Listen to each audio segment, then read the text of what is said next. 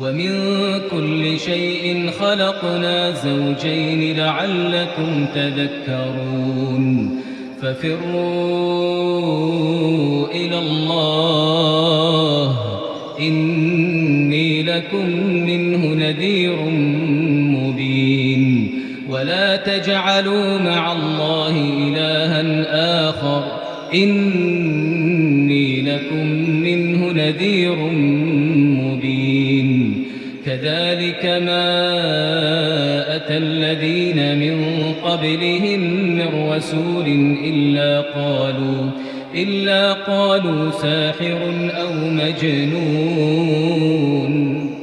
أتواصوا به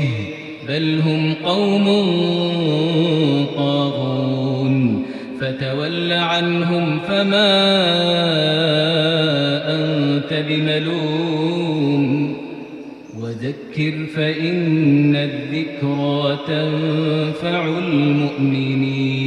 المؤمنين وما خلقت الجن والإنس إلا ليعبدون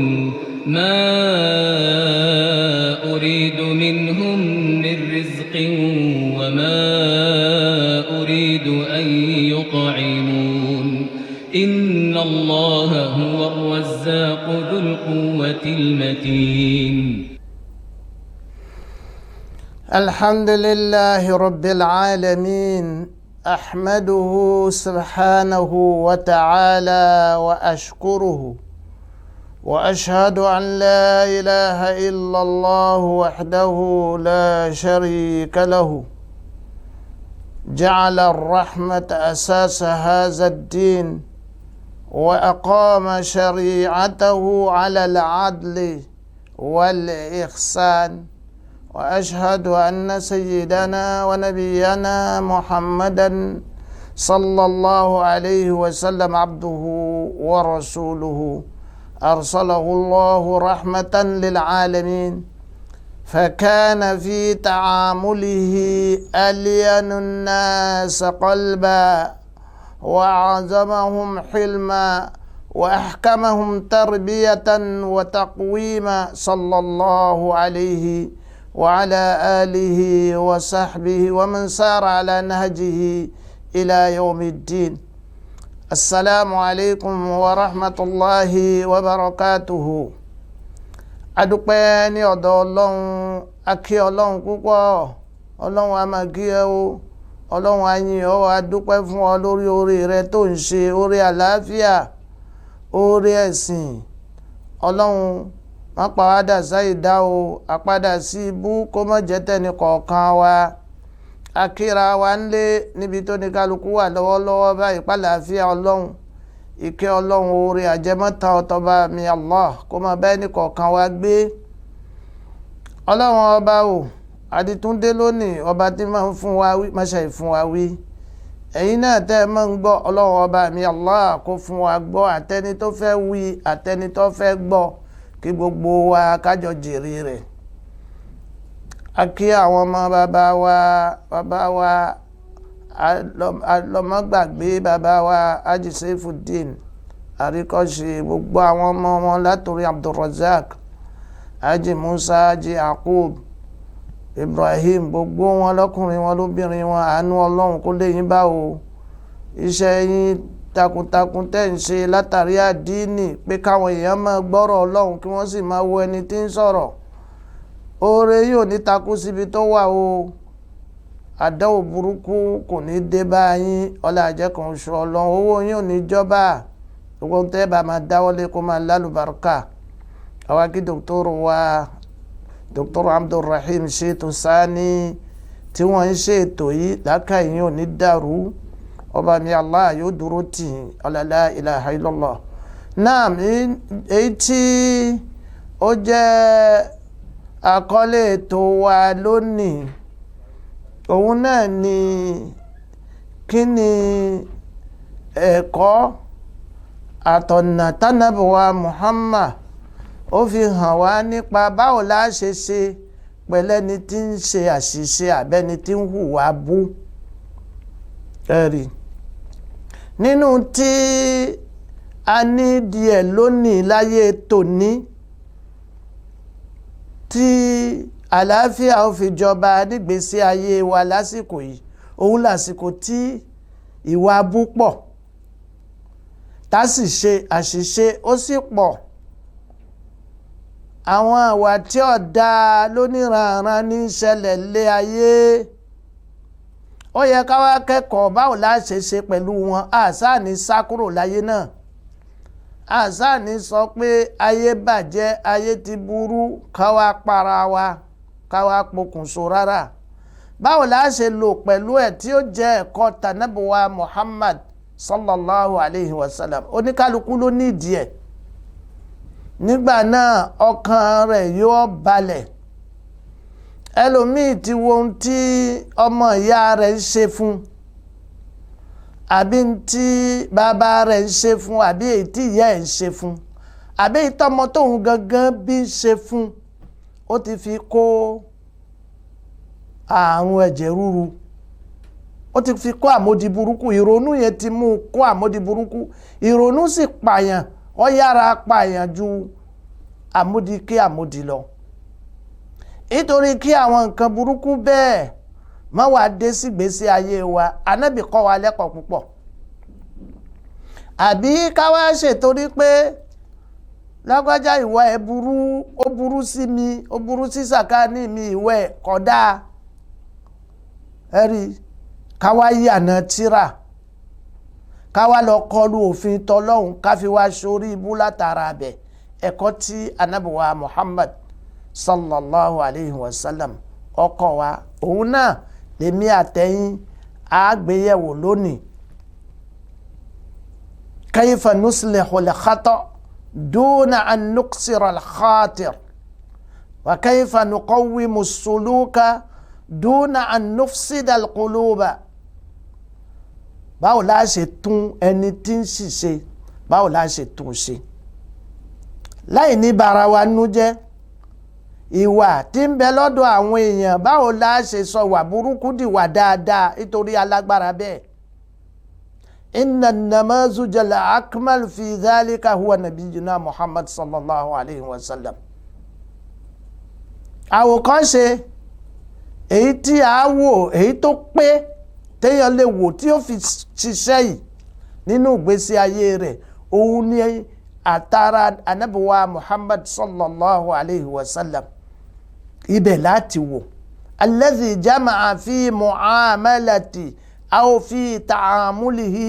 ma'al mukhti'ina bayna al-hikma war-rahma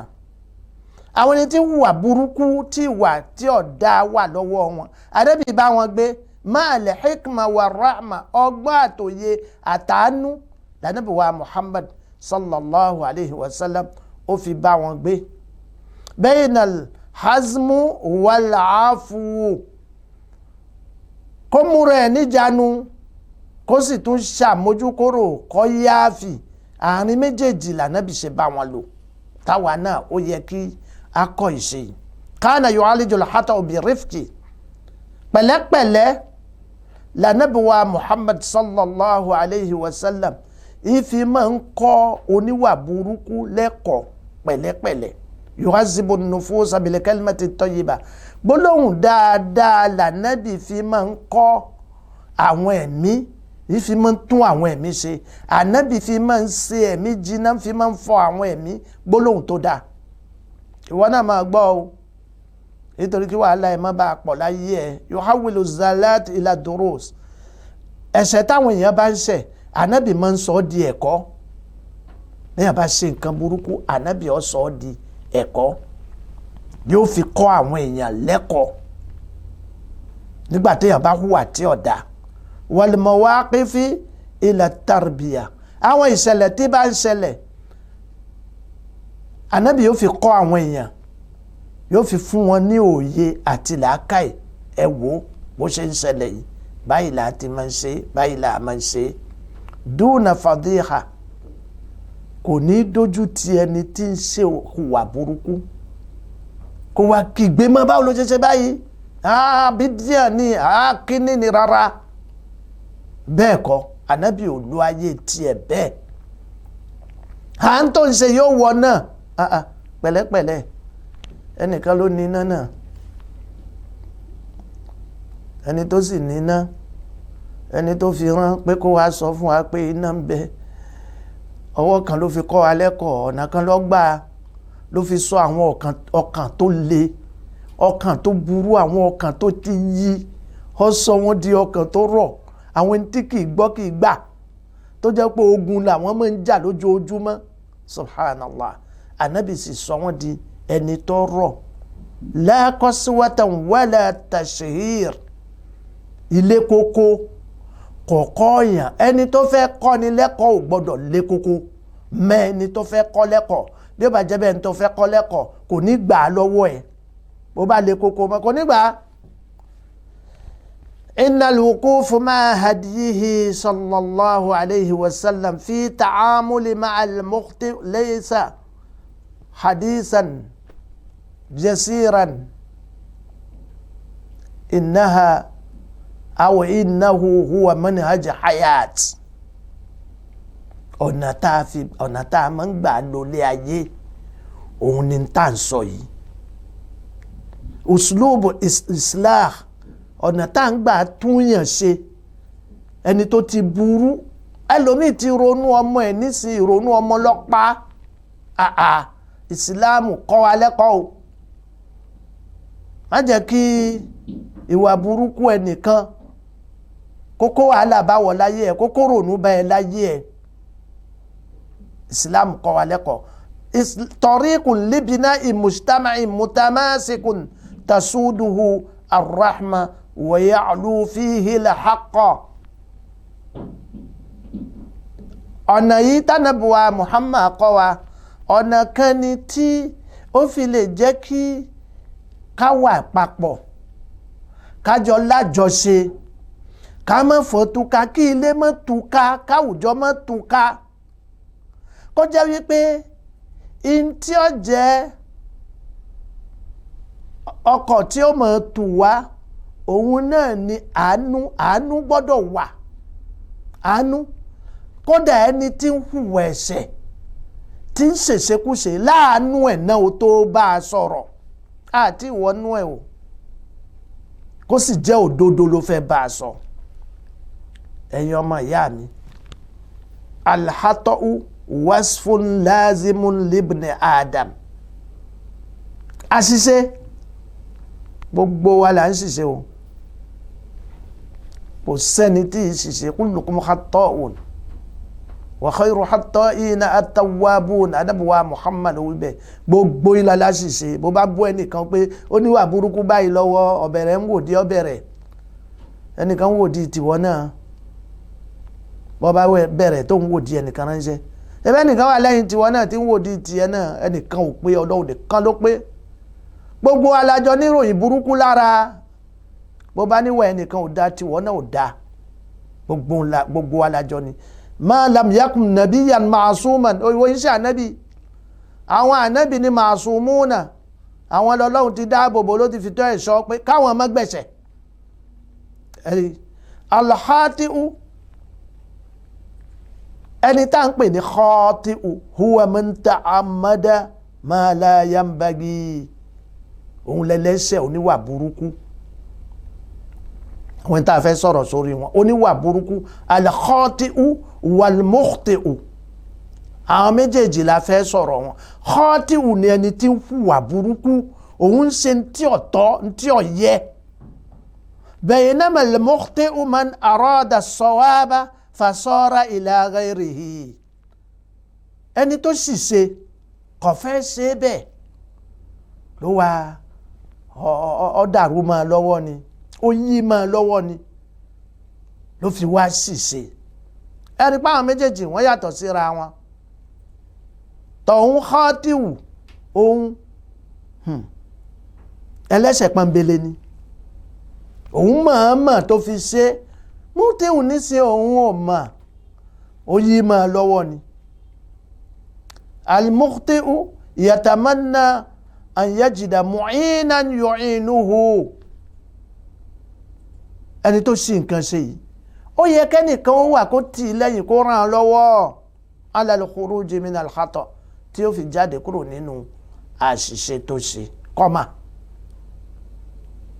ẹ̀rí. wa ya'khudh bi yadihi ila as-sawab ta ni yóò mú lọ pé èyí tó yẹ kó o ṣe òun ní tí ó sọ bẹ́ẹ̀ fún ala an yuhsina hadha al-mu'in ad-dukhul wal-khuruj ẹni tó fẹ́ ràn yàn lọ́wọ́ an yuhsina ad-dukhul wal-khuruj ọ̀nà wo ló gbà wọlé sí i lára ọ̀nà wo ló gbà jáde jẹ́ kọ́nà méjèèjì jọ́nà tó dáa ìṣesí tó dáa ni ó fi wọlé sí i lára ìṣesí tó dáa ni ó fi jáde kúrò lára ẹ̀ gbogbo ẹnikẹ́ni tí bá ti ń ṣàṣìṣe tó o fẹ́ tún ṣe nígbà tó o bá fẹ́ wọlé sí i lára báyìí tún rẹ̀ ṣe tún ìṣesí ẹ̀ ṣe tún ọ̀rọ̀ ẹnu rẹ̀ ṣe ẹlòmíì ó sọ̀rọ̀ fún ẹni tó ṣì nǹkan ṣe ó ṣe bí pé òun gan ti wà lálìjánnà ní tí ó sì ti kú òun gan ti rí rẹ̀ lálìjánnà àwọn ìṣe báyìí ẹni tó ṣe nǹkan ṣe tó fẹ́ fi hàn pé ó ṣe nǹkan ṣe fi hàn wípé gbogbo wa láláṣìṣe náà kọ́kọ́ fi hàn gbogbo wa làá mọ̀ ń ṣe nǹkan ṣe ó kọ́kọ́ fi hàn bẹ́ẹ̀ má fi hàn pé ojú lọ ó bá fi hàn pé ojú lọ kò ní gbà á lọ́wọ́ ẹ̀ o ẹ̀rí. asinu dukhul wa khuruj wal qawl wal amal gbólóhùn tó o fẹ́ sọ fún tó ń ṣe ìhùwàsí rẹ tó ń ṣe. من أجل هذا ذهبت لسنة النبي لأبحث عن هديه صلى الله عليه وسلم في تعامل مع المخطئ ìtorí ẹ̀ ni mo ṣe lọ pé ká lọ wá báwo la nábì ṣe pẹ̀lú àwọn ẹni tí wọ́n ń ṣàṣìṣe ọ̀nà wo la nábì gbà pẹ̀lú wọn ìwà wo ló hù pẹ̀lú wọn. ẹ̀yin èèyàn mi ilaykum ba'dul ma'alim fi zalika àwọn ẹ̀kọ́ ni apá kan nínú àwọn ìṣe tánàbí wa Muhammad ṣe àtọ̀nà tánàbí gbà pẹ̀lú àwọn ẹni tí wọ́n ń ṣe nǹkan ṣe tí wọ́n ń ṣìwàhù nínú ẹ̀sìn nínú ìgbésí ayé wọn sí ẹlẹgbẹ́ wọn. نستن بسنته ونتأسى بهديه صلى الله عليه وسلم agba sunnah anabuwa Muhammad a sì gba ojú ọ̀nà anabuwa Muhammad awalan àkọ́kọ́ òun ni wípé kana sallallahu alayhi wa sallam yubayyinu lil mukhti haqiqatal khata ànábì àkọ́kọ́ máa ṣàlàyé àṣìṣe téèyàn ṣe báwo ló ṣe jẹ́ òdodo rẹ̀ ànábì á máa ṣàlàyé ẹ̀fẹ́ ni tí ó bá ṣìṣe àbí ó hùwà ẹ̀ṣẹ̀ ẹnìkan hùwà ẹ̀ṣẹ̀ nísìn ẹ fẹ́ wá sọ nípa ìwà ẹ̀ṣẹ̀ tó hù ẹ mú ìwà ẹ̀ṣẹ̀ yẹn ẹ kọ́kọ́ ṣàlàyé ẹ̀ báwo ló ṣe burú tó báwo ni àtúbọ̀tán ẹ̀ yóò ṣe wá burú tó ní ayé àti ní ọ̀run irúfẹ́ àkóbá burúkú wo ni àṣìṣe ìyẹn yóò kó bá ìyẹn ni ó kọ́kọ́ fi hàn án ná àwọn ákìbù àwọn àtúbọ̀tán rẹ̀ báwo ni ó ṣe rí wà á ń tatajannaba lawmahu má bu ọ̀ gbọ́dọ̀ bu ẹni tó ṣì nǹkan ṣe tẹ́ ẹ fẹ́ tún ṣe pàtàkì jùlọ olùmọ̀ tí ń tọ́ àwọn èèyàn sọ́nà béèyàn bá ṣì nǹkan ṣe nù jàmá ìmáàmù má bu má kígbe mọ́ ẹ rí ọ gbọ́dọ̀ bu àlàyé ni ó ṣe fún nípa ìwà tí ń hù tí ọ̀dà irúfẹ́ wà báyìí mímọ́ ń kó báyàn o ń fa aburú o àti irúfẹ́ àwọn aburú tí ń fà ọ́ ṣàlàyé ẹ̀ fún. àpèjúwe rẹ̀ ni ìmáàmù Tabrani gbà wá fún wa nínú Musnad Shamiyin ana Abi Umama Abu Umama ní sọ báyìí fún wa pé ata Rasulullah sallallahu alayhi wa sallam gulaman, ọmọ ọ̀dọ́kùnrin kan lọ bá Ànábì wa Muhammad sallallahu alayhi wa sallam, ọ̀dọ́ mọ́kùnrin. Faqala, ló wá sọ fún Ànábì wa Muhammad sallallahu alayhi wa sallam pé ya Rasulallah, òjíṣẹ́ Ọlọ́run o, ẹ dákun, azin li, fún mi láṣẹ. Òjíṣẹ́ Ọlọ́run fún èmi láṣẹ, èmi ń tọrọ àṣẹ. Azin li fi zina, ó ní òjíṣẹ́ Ọlọ́run, ń lè farada ní pé kí n róbìnrin kí n mọ́ mu, ń lè farada, fẹ́mi láṣẹ pé kémi máa ṣe ṣìnà. Ànábì wa Muhammad wá wò títí, ibi tánàbì ti dákẹ́ títí ń wo ọ̀rọ̀ tárákùnrin sọ, sọ́ọ̀hábì nas, àwọn èèyàn wá kígbe níbi ìjókòó náà, àwọn èèyàn kígbe pé ọ̀rọ̀ burúkú ló ń sọ yẹn, kí ló dé tó ń sọ̀rọ̀ bẹ́ẹ̀. láwọn tí wọ́n wà níjókòó àwọn sahaba nabi Muhammad sallallahu alayhi wa sallam, wa qalu ma, ọ̀rọ̀ burúkú wo ni ẹ, ọ̀rọ̀ kọ́rọ̀ wo ni ẹ, bó ló ti gbọ́rọ̀ yẹn kó. ẹlòmíì yóò fẹ́ gbà ń pàbọ̀ ta, wọ́n ti kígbe. Faqala nabiyyu sallallahu alayhi wa sallam, Ànábì wa Muhammad sì ń wò wọ́n níran, wá sọ fún wọn pé zaruhu, ẹ fi ilẹ̀, ẹ fọmọkùnrin yìí lẹ̀, kí ló dé. Fadana, Ànábì fàásùnmọ́ ara rẹ̀ hatta jalasa, títí ọmọkùnrin náà fi jókòó, nítorí ìdúró ló wà ní fi ń sọ̀rọ̀ fánàbì. àwọn èèyàn ti wá ń kígbe mọ́, báyàwó gan ó ti ń fẹsẹ̀ rìn, ó ti gbé rèvẹ́sì, yìí ti ń fẹ̀yìn rìn lọ. àwọn ilé ìbá fọwọ́ kàn bí nísìnyí wọ́n lù mí lùkulù, nítorí tí mo tọrọ, mo sá tọrọ ni. ó ṣe bí pé ó wà lọ́dọ̀ ànábì ni ànábì lè fóun. ànábì fa amára, ànábì ò lè. ẹ wo ẹ̀kọ́, ẹ wo ìwà téèyàn máa ń lò pẹ̀lú ẹlẹ́ṣẹ̀ abẹ́ni tí bá ń ṣàṣìṣe, títí ànábì gbé jókòó. Jalasa bayna yadi Rasulullah sallallahu alayhi wa sallam, ànábì fa jókòó síwájú ẹ̀, ó jókòó síwájú ànábì wa Muhammad sallallahu alayhi wa sallam. Faqala, ànábì wa sọ fún pé in tó tọrọ mọ́ gbọ́, atuhibbuhu li ummik, in tó lóun gbádùn ẹ̀ yìí, ká fóun láṣẹ pé kóun ó ṣe ó wù ẹ́ fún ìyá ẹ̀. ìyá mi báwo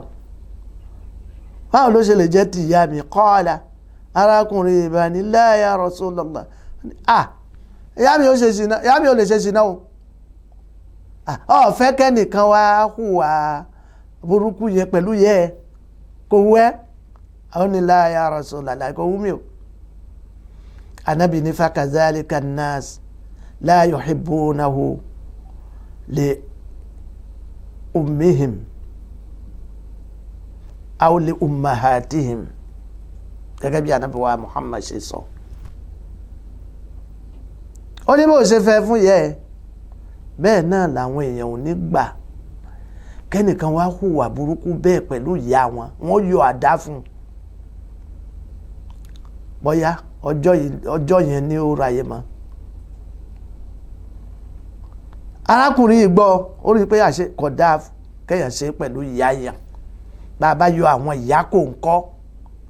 ebó sì tún kù àwọn ọmọ ń díyà ń bí, àwọn ọmọ ń díyà tí ò tí ì lọ. ìyá lẹ̀ sọ, ìyá ènìyàn nísìn, ìyàwó níyàwó ni.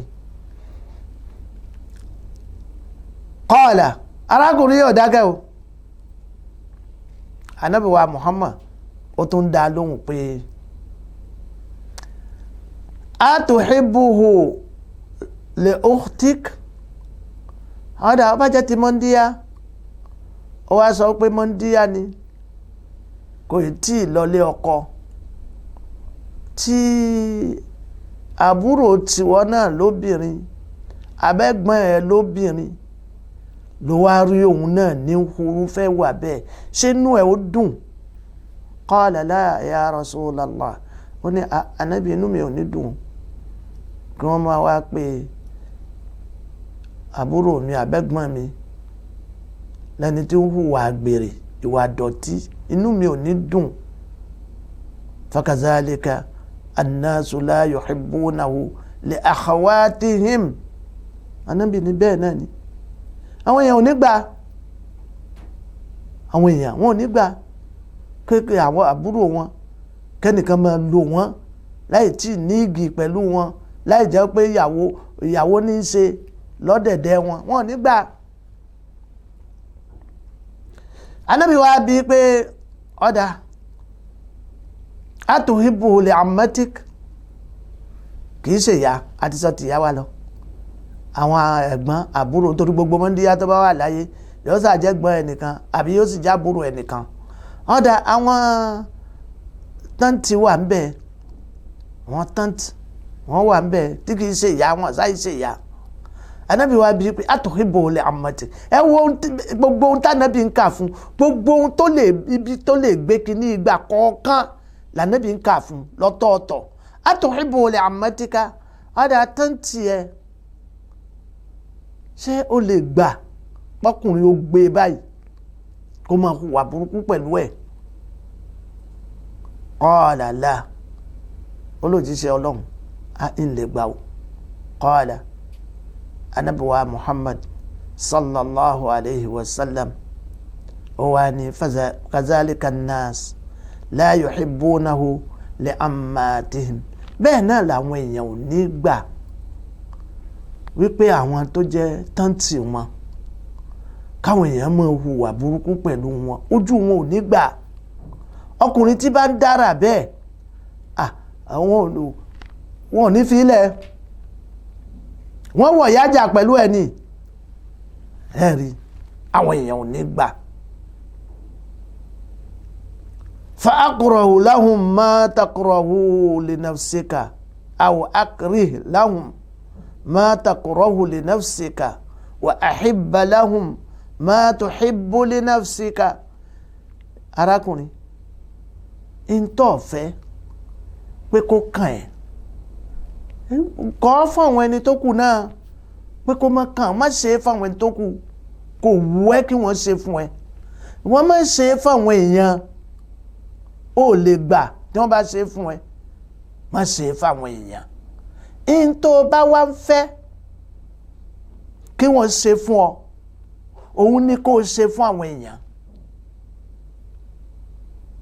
la yu'minu ahadukum hatta yuhibba li akhihi ma yuhibbu li nafsihi, ó lè jẹ́ onígbàgbọ́ òdodo títí dìgbà tó ṣe wípé ń tó ń fẹ́ fún rẹ̀ òun ni kó máa fẹ́ fáwọn èèyàn. ń tó fẹ́ fún rẹ̀ má fẹ́ fún, má ṣe é fáwọn èèyàn. gbogbo ìgbà tó o bá ti wà bẹ́ẹ̀, o wà lórí òdodo, o wà lórí ọ̀nà sunna tanabi wa Muhammad sallallahu alayhi wa sallam. ẹ̀rí, anabi sọ bẹ́ẹ̀ fún, anabi wa sọ wípé ó tọrọ lọ́dọ̀ anabi, arákùnrin ó ní ya Rasulallah ud'u Allaha an yutahhira qalbi, òjíṣẹ́ Ọlọ́run ṣàdúrà fún mi nítorí mo rí mà nísìn pé ọkàn mi ló dọ̀tí, aburú ń bẹ lọ́kàn mi, nítorí ìwà aburú lélẹ́yìí, ìwà tí ò dáa lélẹ́yìí, mo sì fẹ́ hù, ẹ̀mí mi ló dọ̀tí ní kí ní ìfi ṣe mí bẹ́ẹ̀, ṣàdúrà fún mi kọ́lọ́hún kó fọ ọkàn mi má. gbogbo èyí ló kẹ́ tó gbọ́ wa ọ̀wọ́n jùlọ, mo rò pé bíi náà ládùúró sí nísìn náà. èyí tó kù pẹ̀lú ògo t'Ọlọ́run a máa pàdé nínú abala èkejì. subhanakallahumma wa bihamdik nashhadu an la ilaha illa anta nastaghfiruka wa natubu ilayk. subhana rabbika rabbil izzati amma yasifun wa salamun ala al mursalin walhamdulillahi rabbil alamin. Assalamu alaikum warahmatullahi wabarakatuh. Ìkànnì tẹ́ ń wò yìí náà ní ìkànnì Sunna TV, níbi tí àwọn onímọ̀ ti ń tẹ̀ ìmọ́lẹ̀ sórí ẹ̀sìn Islam látọ̀rí Sunna TV, ìmọ́lẹ̀ nínú Sunna Nabi Muhammad sallallahu alayhi wa sallam. Ní gbogbo ìgbà ní kẹ́ ẹ máa wò wá tí ẹ sì máa rí ẹ̀kọ́ ẹ̀sìn kọ́ lórí ìkànnì yìí náà ni o. Òun ló múlẹ̀ rẹ̀kẹ̀tẹ̀ yàtọ̀ yìí. Gbogbo mùsùlùmí lọ́kùnrin àti lóbìnrin, ẹ jẹ́ ká máa wo Sunna TV. Ẹ jẹ́ àwọn ọmọ wa náà máa wo Sunna TV kí wọ́n lè bá ní ìmọ̀ tó péye nípa Sunna. Ìkànnì tó ń tàn mọ́lẹ̀ sínú ẹ̀sìn ni Sunna TV Yorùbá. Ẹ máa wò wá ní gbogbo ìgbà kẹ́sì máa kọ́ ẹ̀kọ́ tó péye nípa Sunna. Alhamdulillahi rabbil alamin, wassalatu wassalamu ala sayyidina Muhammad wa ala alihi wa sahbihi ajma'in. Adúpẹ́ ní ọ̀dọ̀ Ọlọ́run, a kí Ọlọ́run púpọ̀, a sì tọrọ ìkẹ́ àlùbáríkà tí ó pọ̀ gan-an fún Ànábì wa Muhammad sallallahu alayhi wa sallam, ẹni tí ọba mi Allah ṣe ní àwòkọ́ṣe rere fún gbogbo ẹni tí ó fẹ́ rí ìsinmi, tó fẹ́ rí fọkànbalẹ̀ ní ilé ayé, tó sì fẹ́ jẹ gbádùn tọ̀run. Gbogbo ẹ̀yin olùkẹ́tí gbọ́ wa wọ́n jùlọ, àlàáfíà ọba mi Allah, orí ajẹmọ́tàn rẹ̀ kó máa bá wa gbé. Gẹ́gẹ́ bí ọ̀rọ̀ wa èyí tí à ń bá bọ̀ rí tẹ́lẹ̀ nípa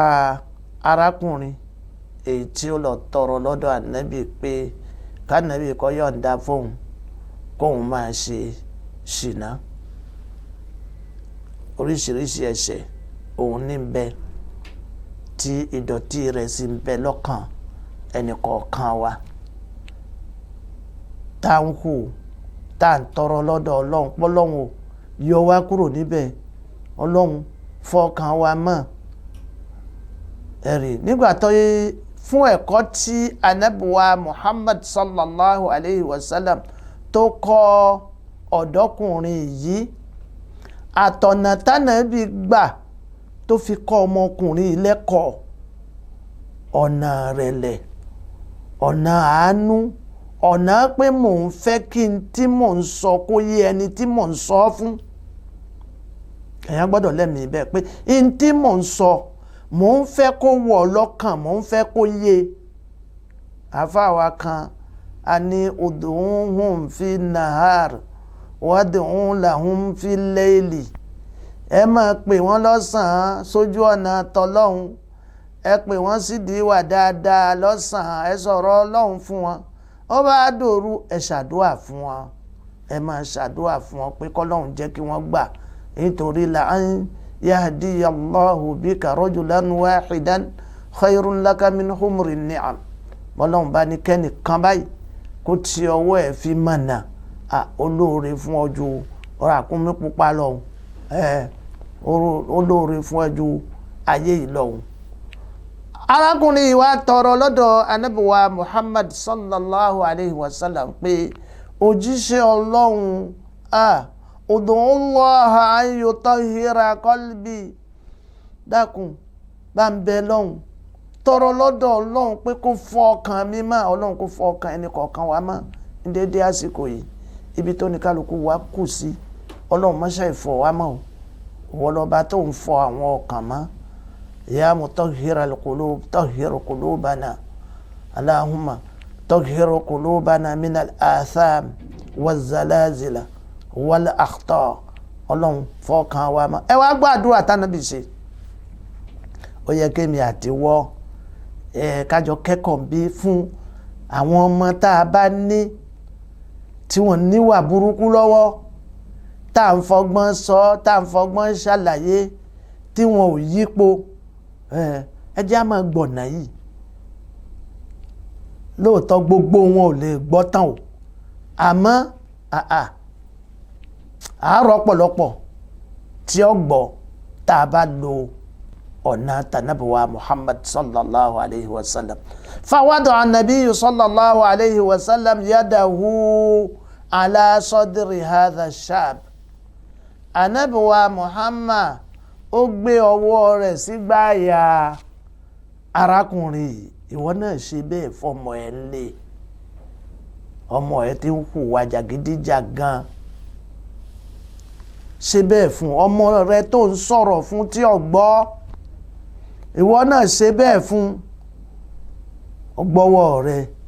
sígbáyà rẹ̀ gẹ́gẹ́ bí ànábì wa Muhammad sallallahu alayhi wa sallam bó ṣe ṣe pẹ̀lú ọ̀dọ́kùnrin ànábì wa ní faqala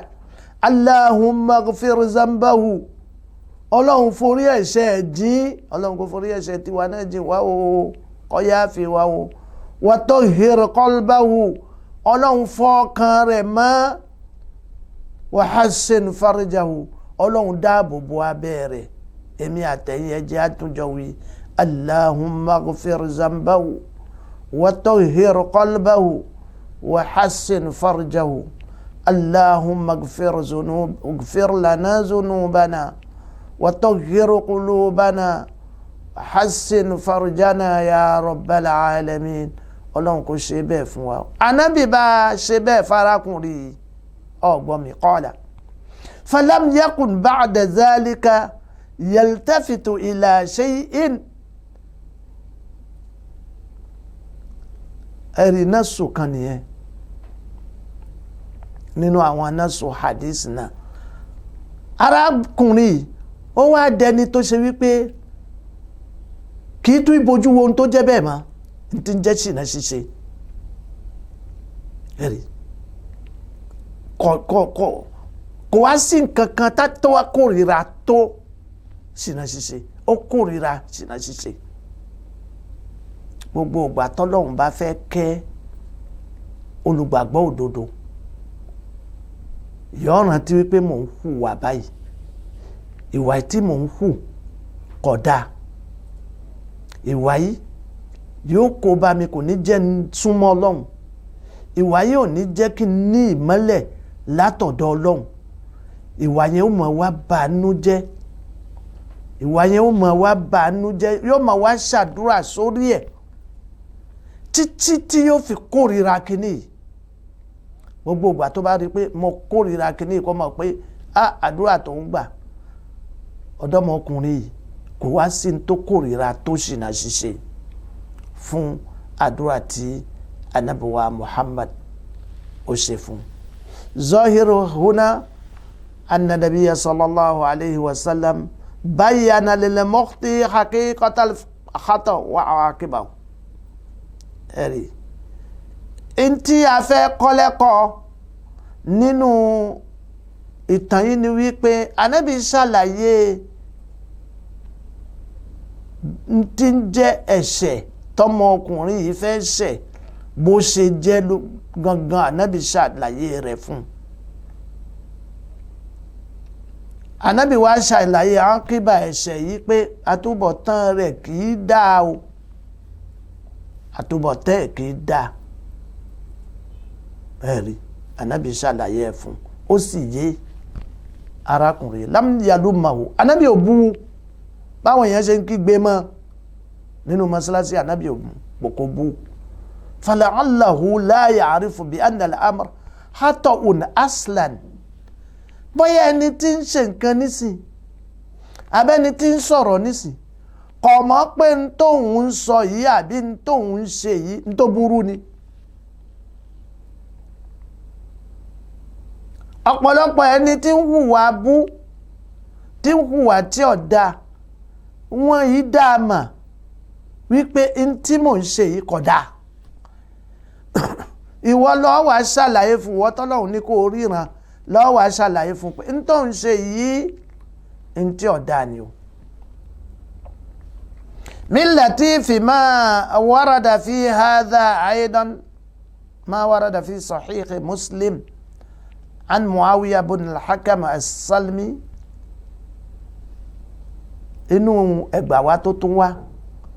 nípa ọ̀nà tánàbí wa Muhammad a máa gbà fi ṣàlàyé ọ̀rọ̀ fẹ́ni tí ń ṣìṣe tí ó sì yé tí ó sì fílẹ̀ tí ò ní ṣe má ọlọ́run abẹ́ ojú ọ̀nà tá a wà ní wọ́n ṣàì fún àwa náà ní hidaya tá a máa ṣàlàyé ní tí ó dáa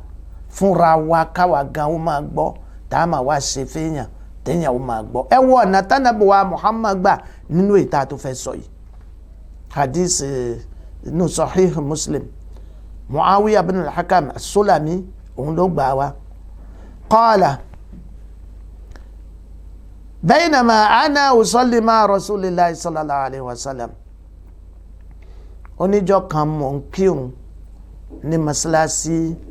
pẹ̀lú anabuwa Muhammad sallallahu alaihi wasallam iz atasa rajulun minal qawm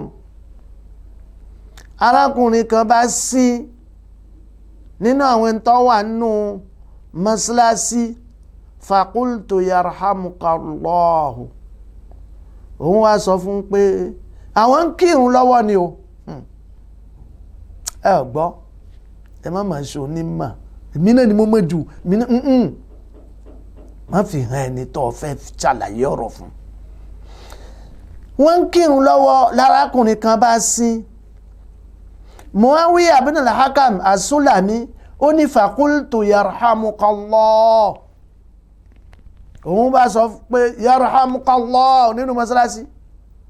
ẹni tó sí ṣìn wọ́n kírun lọ́wọ́ ní alhamdulillah ló bá kígbe lóní yarhamukallah nínú mọ́sálásí faramanil qawm ha gbogbo èèyàn bá kó tí òun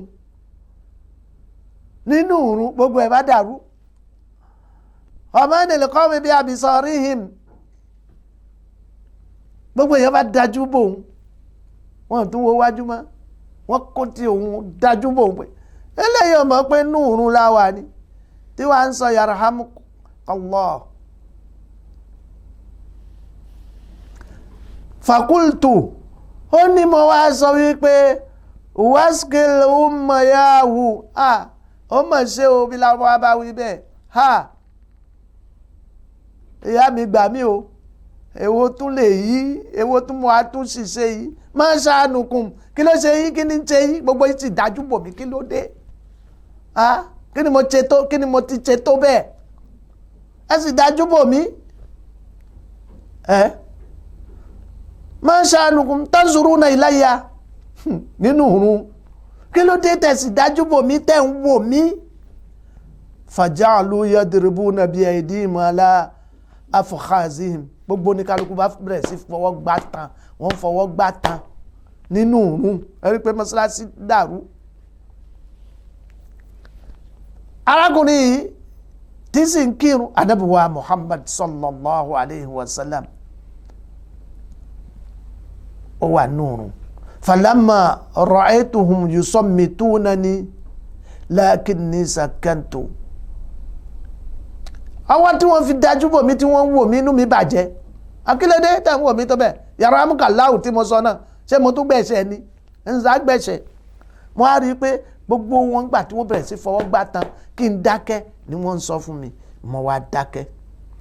falamma sọ́la rasulullah sallallahu alayhi wa sallam nígbà tá ànábì wa Muhammad sallallahu alayhi wa sallam ànábì kírun bù ṣe gbogbo ayé ànábì ò járun kọ́ akígbe mọ́ wọn pátá nàbì kúnnù bùṣe fábíàbí ìhùwà wà omi wọ́n fi yábì àti bàbá mi mo fi búra mo ti ń retí kí ló fẹ́ ṣẹlẹ̀ gbàtà kírù bùṣe mo ń retí ma ra'aytu mu'alliman qablahu la ilaha illallah àbáyé ni ma ra'aytu mu'alliman qablahu wala ba'dahu ahsana ta'liman minhu ẹ̀rù tí ń bà mí àyà mi ti ń já ìmọ̀ àrà tí ó ń ṣe ńlá Muhammad yóò fi mí dá mo fọlọ́n búra fún yín mi rí olùkọ́ kan tó kọ́yàn lẹ́kọ̀ọ́ tó dáa tó ànábùwà Muhammad nínú wà tó hù fún mi níjọ́ yìí fa wallahi mo fọlọ́n búra fún yín ma kaharani wala darabani wala shatamani anabi ò jágbe mọ́ mi anabi ò bú mi anabi ò lù mí qala sallallahu alaihi wa sallam bá mi yóò bú anabi Muhammad anabi sọ wípé inna hazihi salat ẹ rí àwọn ìrun tá a bá ń kí wọ̀nyí tá a bá ti ń kírun ẹ rí bá a bá ti ń kírun àwọn nǹkan kan wà tẹ́ ẹ gbọ́dọ̀ ṣe la yuslihu fiha shay'un min kalamin nas ẹ gbọ́dọ̀ tún sọ̀rọ̀ má tẹ́ ẹ bá ti ń kírun ẹ gbọ́rọ̀ tá níbi sọ ànábì ní bẹ́ẹ̀ bá ti ń kírun irun tá ń kí àgbà wá láyè wípé ká máa kírun tán ká tún máa wá sọ̀rọ̀ ọ̀rọ̀ sísọ kì í tún ìrun ṣe nígbà tí kì í tún ìrun ṣe kí ni ó ṣe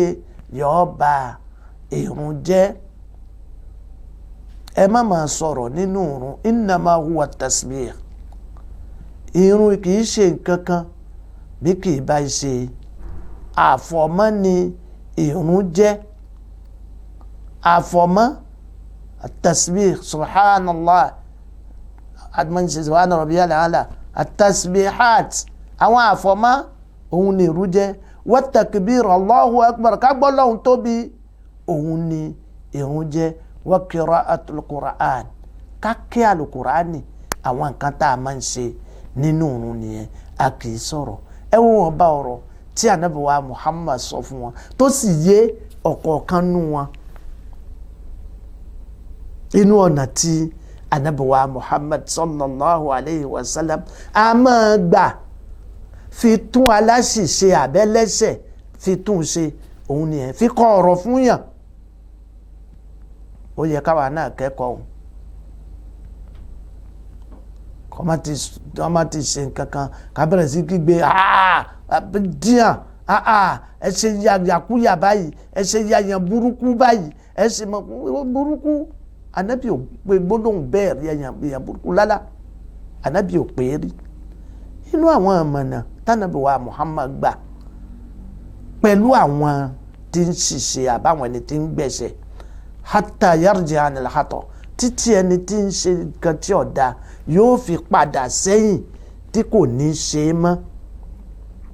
òun ni à ń ṣàlàyé ẹ̀ kò ní bú ànábì ò ní bú ẹ jẹ́ ká lọ rí abala ìkejì tásìkò bá gbà wá à á ṣàlàyé ẹ̀ délẹ̀ tásìkò bá sì gbà wá à á sọ ní fẹ́rẹ́jógí à á ṣàlàyé ẹ̀ díẹ̀ nípa ọ̀nà tí ànábì wa Muhammad gbà wá abala àkọ́kọ́ òun la mú wá ni abala ìkejì tí ànábì wa Muhammad sallallahu alayhi wa sallam a máa gbà fi kọ́ àwọn ẹlẹ́ṣẹ̀ àwọn aláṣìṣe akọ́ wọn lẹ́kọ̀ọ́ pé n tẹ̀ ń ṣe kódà tó jẹ́ ọ̀nà ìtọ́nisọ́nà ìkọ́nilẹ́kọ̀ọ́ ètò ìwà ẹni ṣe wọ́n ní bàbá kan ń pè ní Hasin bàbá Imran bàbá yìí ó ní òòṣà méje tí máa ń sìn ó sì rí àwọn òòṣà wọ̀nyí ìmọ̀ rí wọn ní ìrí pé ọlọ́run mi ní ẹ wo ẹni tí ń sìn òòṣà mọ̀ rí wípé ọlọ́run mi ní kana mu'azzaman fi Quraysh arákùnrin òòṣà tó níyẹn ṣẹ́mà àwọn olóòṣà wọ́n ní ó ti jẹ baálẹ̀ ọjẹ́ kìnnì kan ọjẹ́ kìnnì kan lòun náà wà rí pé òun dolóyè ní ó wà kó lẹ̀kẹ̀ sọ́rùn àbí yóò kó sápá yóò mọ̀ wá jókòó síwájú àwọn èèyàn lẹ́ni tí ń ṣe aṣíwájú àwọn òòṣà ẹ̀rí wá bá ànábì wa Muhammad ó bá ànábì wa Muhammad nígbà tó wá bá ànábì wa Muhammad níjọ́ kan àwọn èèyàn wà ńbẹ̀ ó wá sọ fún àwọn ẹni tó wà lẹ́gbẹ̀ẹ́ ànábì pé ẹ sọ̀rọ̀ fún arákùnrin yìí o ẹ sọ̀rọ̀ fún o ẹ wọ́ ni o ẹ yá sọ̀rọ̀ fún dáadáa nítorí ń bú òòṣà wa wọ̀nyí innahu yazkuru alihatana wa yasubuhum ó ń bú òòṣà wa yìí ẹ sọ̀rọ̀ fún o ẹ kọ́ ọ̀rọ̀ fún àwọn èèyàn bá pè wá arákùnrin wá jókòó sí ẹnu ọ̀nà ànábì ni ó yá jókòó síbẹ̀ nígbà tó jókòó Hasin pé ànábì wa Muhammad sallallahu alayhi wa sallam nígbà tí Hasin àbí Hussein ó pe ànábì wa Muhammad nígbà tá ànábì rí wípé bàbá olóòṣà ló dé yìí pẹ̀lú Hussein. Ànábì ní ẹ gbà láyè, ẹ fún bàbá yìí láyè, ẹ jẹ́ kó jókòó. àwọn jama tí wọ́n bá arákùnrin yìí tí wọ́n fi súnmọ́ ànábì wa Muhammad, wọ́n wá ń wo ànábì. Hussein wa sọ pé ma haza allazi yabghuna anka innaka tashtumu alihatana wa tazkuruhum. Hussein òun náà olóòṣà lòun náà. Èwo ló tún wá ń ṣe pẹ̀lú wa, ṣé bó ń bú àwọn òòṣà wa, ṣé bó ń sọ pé nǹkan burúkú lòòṣà wa, a sì tún wá wọlé pẹ̀lú ẹ̀, a tún wá wọlé wá bá ọ nísìn, ó tún wá ń gbà wá láyè pé ká jókòó. Irúfẹ́ ìwo ló ń ṣe? Qala Rasulullah ya Hussein kam ilahan tu'badu al-yawm kam ilahan anta ta'budu al-yawm. Ànábì wa ń bèrè lọ́dọ̀ Hussein pé Hussein, ọlọ́run mélòó ló ń sìn lónìí? Qala sab'a, ó ní méje. Sab'atun fil ardi wa ilahun fis sama. Ó ní mò ń sìn òòṣà méje lórí ilẹ̀, ọlọ́run kan ó wà ní sánmà tí mò ń sìn. Qala fa iza asabaka duru man tad'u sallallahu alaihi wasallam. Ànábì ní bí àdánwò bá dé báyìí, ta ló máa ń pè nù gbogbo wọn, tálẹ́ntò máa ń pè? Qala allazi fis sama. Hussein sọ pé èyí tó wà ní sánmà òun ni mo máa ń pè, èyí tó wà ní sánmà ló máa ń pè. Qala fa iza halakal mal man tad'u. Gbówó ẹ̀ bá bàjẹ́, ta ló máa ń pè? Qala allazi fis sama. Ọba tó wà ní sánmà ni mo máa ń pè. Qala fayastajibu laka wahdahu. Ànábì wa ní ṣé òun nìkan náà ni máa ń dá ẹ lóhùn? Ọ̀dà àsìkò náà ó ti lọ. Ànábì ní ṣé ọlọ́run ọba tó wà ní sánmà náà nìkan ni máa ń dá ẹ lóhùn? Ó ní bẹ́ẹ̀ ni. Wa tushrikuhu ma'ahu. Ó tún wá wá ẹlòmíì fi kún. Ya Hussein aslim taslam. Hussein gbà fọlọ́hùn ọ̀la. Faqala, arákùnrin ìbá sọ wípé inna li qawman wa ashira famaza aqul. Ọ̀rọ̀ tó sọ fún mi òjíṣẹ́ Ọlọ́run,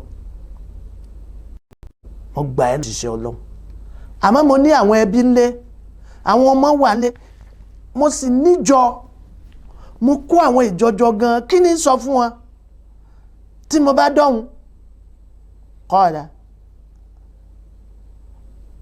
Ànábì wa Muhammad wa sọ fún un pé kul Allahumma astahdika li arshuda amri wa zidni ilman yanfa'uni. Sọ wípé Ọlọ́run, mò ń wá ìmọ̀nà lọ́dọ̀ rẹ kí n lè fi bọ́ sórí ojú ọ̀nà. Ọlọ́run ṣàlékún ìmọ̀ fún mi tí ó ṣe mí láǹfààní. Faqalaha Hussein wa lam yakun hatta aslam. Hussein bá sọ bẹ́ẹ̀, kò dìde kó níwájú Ànábì tó ti ní ashhadu an la ilaha illallah wahdahu la sharika lahu wa ashhadu anna Muhammadan abduhu wa rasuluhu. Faqama ilayhi waladahu Imran faqabbala rasahu wa yadayhi wa rijlayhi. Ọmọ rẹ̀ tí ń jẹ́ Imran bá dìde, ó lọ pọ́n eré bàbá rẹ̀ lá, àtọwọ́ rẹ̀ àtẹsẹ̀, wípé mi náà gbà fún ẹ. Ọ̀nà tánàbí wa Muhammad máa gbà ní fitọ́ àwọn èèyàn sórí ojú ọ̀nà, fífọ̀nà hàn àwọn ẹni tí bá gbẹ̀ṣẹ̀ olóòṣà. Ẹ̀rí ọwọ́ tánàbí wa Muhammad ó fi bá a sọ̀rọ̀ tó sì fi bọ́ sórí ojú ọ̀nà. Ẹ jẹ́ káwa náà mú ìmọ̀nà ti Ànábì wa Muhammad sallallahu alayhi wa sallam ká lè ṣàṣeyọrí nínú iṣẹ́ tí Ọlọ́run rán gbogbo wa. Gbogbo ẹni tó bá ti jẹ́ mùsùlùmí, ya'muru bil ma'rufi wa yanha 'anil munkari. Ó máa pa àwọn èèyàn láṣẹ pé ẹ máa ṣe dáadáa, ó sì máa kọ ẹni tí ọ̀dà, ó máa kọ fún àwọn èèyàn. Ọlọ́run, gbogbo bí tá a kù sí, Ọlọ́run má ṣe tún wa ṣe o. Gbogbo àwọn ẹni tí wọ́n kù, tí wà burúkú, ìwà tí ọ̀dà,